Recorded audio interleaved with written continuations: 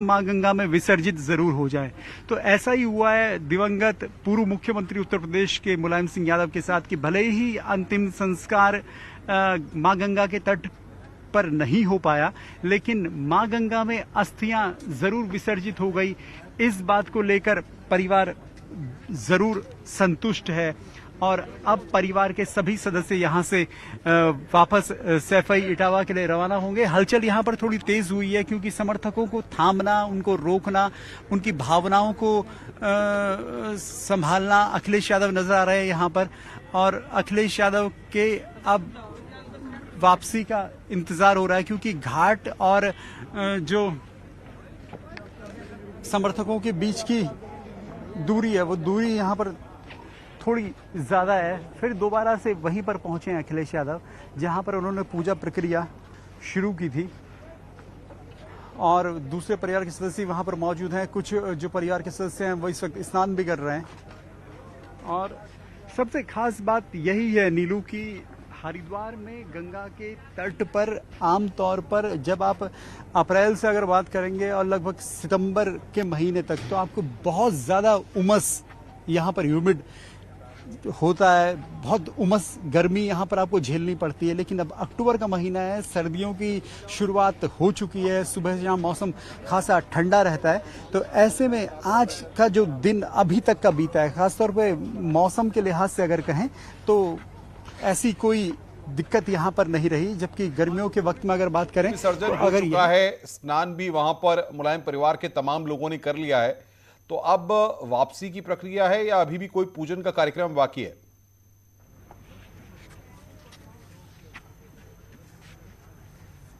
अनुपम, छोटा बहुत ज्यादा पूजन कर्म का कार्यक्रम अब यहाँ पर है नहीं। लगभग माना जा रहा है कि 5 से 10 मिनट का वक्त और लगेगा कि जब यहाँ पर अखिलेश यादव और राम गोपाल यादव और बाकी जो परिवार के सदस्य हैं बस इस पूजन कर्म से फ्री होकर और फिर सीधे वो यहाँ से वापस लौटेंगे। तो पूजन कर्म का जो मुख्य कार्यक्रम था अस्थि विसर्जन के बाद स्नान, वो यहाँ पर पूरा हो गया। तो जो मुख्य जिस बात के लिए हरिद्वार पर नजरें टिकी थी और जिस बात के लिए अखिलेश यादव और उनके परिवार के सदस्य हरिद्वार पहुंचे थे, कम से कम वो प्रोग्राम यहां पर अब कंप्लीट हो चुका है। और अब से माना जा रहा है कि 5 से 10 मिनट के भीतर अखिलेश यादव फ्री होंगे और उसके बाद जो अगला चैलेंज कह लीजिए या एक अगला कार्यक्रम कह लीजिए वो ये कि सबसे पहले जो समर्थक यहां पर पहुंचे हुए हैं उनसे एक एक कर मिलना तो बहुत संभव नहीं है, लेकिन इतना जरूर कि उनका कहीं ना कहीं वो जो भावनाएं लेकर पहुंचे हैं उन भावनाओं को अखिलेश यादव यहां पर ये कोशिश जरूर करेंगे कि उनको स्वीकार जरूर किया जा सके। क्योंकि अगर नेताजी मुलायम सिंह यादव के चाहने वाले अगर यहां तक पहुंचे हैं तो कम से कम उन भावनाओं को, उनके समर्थकों की भावनाओं को जो हरिद्वार में पहुंचे हैं इस नमामि गंगे घाट पर, उन भावनाओं का सम्मान कम से कम जरूर किया जाए। ये कोशिश अखिलेश यादव की जरूर रहेगी क्योंकि उसके बाद फिर उन्हें वापस भी रवाना होना है। तो माना जा रहा है कि 15 मिनट से लेकर आधे घंटे के भीतर ये पूरा कार्यक्रम यहाँ पर संपन्न हो जाएगा। बिल्कुल दीपांकर, लेकिन हमने देखा कि जिस तरीके से तस्वीरें सामने आई, डिप्पल यादव, अखिलेश यादव और तमाम यादव परिवार के जो सदस्य थे उन्होंने वहां पर स्नान भी किया है। अखिलेश यादव के बच्चों ने भी वहां पर स्नान किया है। जिस तरीके से ये पूजा संपन्न हुई है, अस्थि विसर्जन का कार्यक्रम वहां पर संपन्न हुआ है, अब इसके बाद कितना वक्त अभी और लग सकता है?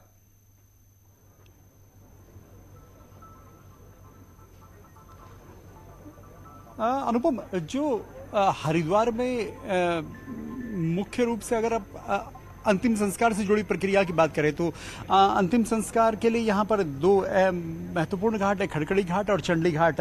तो क्योंकि यहाँ पर अंतिम संस्कार के तो पूजन कार्यक्रम नहीं था, यहाँ पे अस्थि विसर्जन के लिए भी हजारों लोग पहुंचते हैं और रोजाना हजारों अस्थि विसर्जन यहाँ पर होते हैं। तो अस्थि विसर्जन की जो प्रक्रिया है और जो जितना पूजा कर्म होना चाहिए अस्थि विसर्जन का वो लगभग पूरा हो चुका है। क्या हो रहा है? क्या अभी बातचीत कर रहे हैं अखिलेश यादव कार्यकर्ताओं से? यहाँ अभी फिलहाल क्या चल रहा है?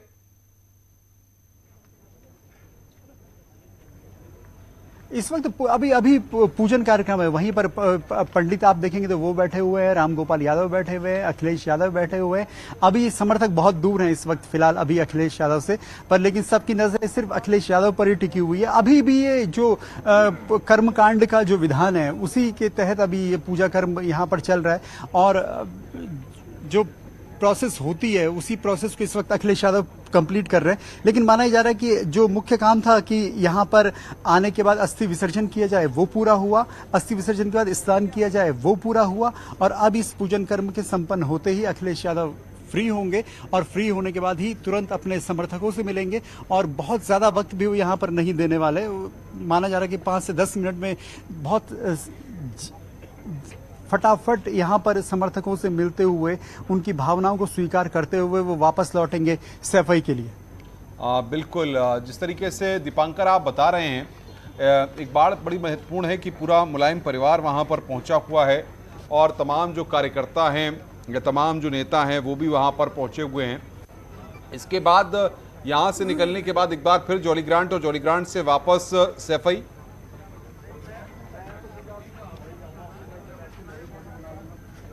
बिल्कुल अनुपम, जो अभी तक का कार्यक्रम है और जो खबरें हैं वो यही हैं कि जैसे ही अखिलेश यादव और उनका परिवार यहाँ से इस कार्यक्रम के बाद संपन्न होने के बाद वो जब फ्री होगा पूरा परिवार, तो खाने की व्यवस्था भी जरूर की गई है। जो यहाँ का राज्य अतिथि गृह है वहाँ पर खाने की व्यवस्था की गई है पूरे परिवार के लिए, लेकिन वो यहाँ पर खाना खाएंगे या नहीं खाएंगे